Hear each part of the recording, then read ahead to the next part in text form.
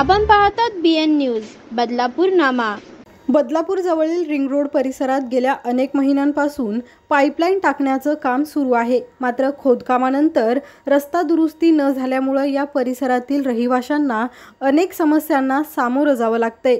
खड्ड्यांनी भरलेल्या रस्त्यांमुळे वाहतूक कोंडीचा प्रश्न गंभीर झालाय। त्याचबरोबर अपघात होण्याची शक्यता वाढल्याने वाहन चालकांसाठी हा रस्ता धोकादायक ठरतोय।